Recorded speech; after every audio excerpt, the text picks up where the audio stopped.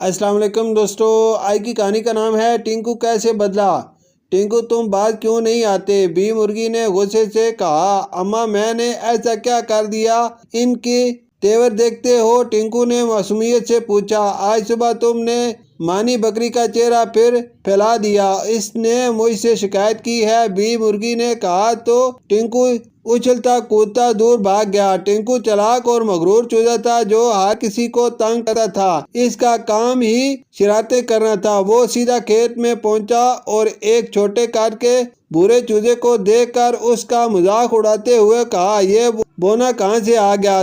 तुम इससे दूर ही रहो तो अच्छा है। लाली चूजे ने इसे आंखें दिखाई। क्यों, क्या ये डांग मारता है। इसने दांत निकाले। ये मेरा अच्छा दोस्त है और मैं ही इसे यहाँ लाया हूँ। अब ये हमारे साथ रहेगा। लाली ने नागवारी से कहा, देखते हैं ये कितने दिन रहता है यहाँ। टिंकू ने अकड़ कर कहा, इस बार तुम जरूर हारोगे। टिंकू लाली ने कहा और चला गया। टिंकू को दूसरों को नीचा दिखाने की आदत थी, इसीलिए लाली चूजा इसके बेजा गुरूर की वजह से इससे खार खाता था। फिर लाली ने अपने दोस्त भूरे चूजे से कहा, हिम्मत नहीं हारना, हमें इसका मुकाबला करना है और इसका दिमाग दुरुस्त करना है। उधर टिंकू ने सारे दाने बखेर दिए। वो इन दोनों से उलझना चाहता था। भूरा चूजा दिल में कह रहा था, तुम्हें यहाँ से भगाना अब मेरा मिशन है। देखो लाली, तुम जानते हो कि इस खेत में टिंकू की ही चलती है, इसलिए तुम इससे लड़ाई ना करो। भूरे ने कहा, हम ना जाने कब से इसे बर्दाश्त कर रहे हैं मगर वो बाज नहीं आता।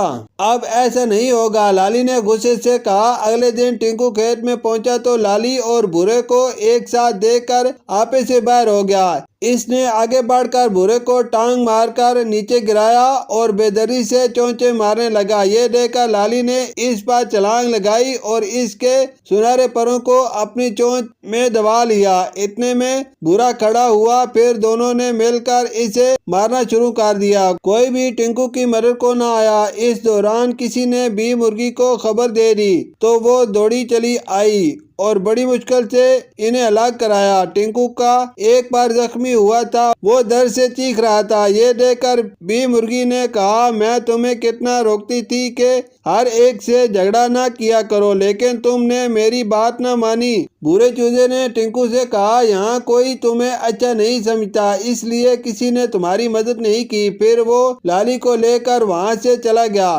टिंकू को अब शिद्दत से अपनी गलती का एहसास हो रहा था। वो सोच रहा था कि काश मैं सबसे लड़ाई न करता तो इस वक्त कोई ना कोई मेरी मदद के लिए जरूर आता। इसने फैसला कर लिया था कि अब मुझे अपनी हर धर्मी और जिद खत्म करनी होगी। चुनाचा अगले दिन वो अपनी अम्मा के साथ लाली और भूरे के पास गया और इन दोनों से माफी मांगी। अब वो तीनों अच्छे दोस्त बन गए थे। शुक्रिया।